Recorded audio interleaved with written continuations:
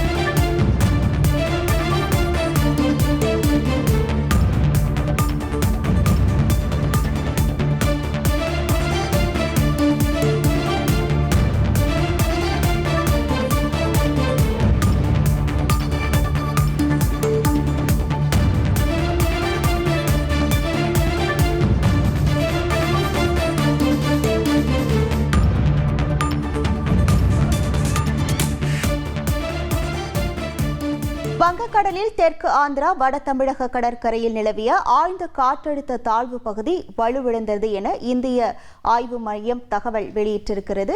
அதே பகுதியில் குறைந்த காற்றழுத்த தாழ்வு பகுதியாக வலுவிழந்து இருக்கிறது என்று இந்திய வானிலை ஆய்வு மையம் தகவல் வெளியிட்டிருக்கிறது.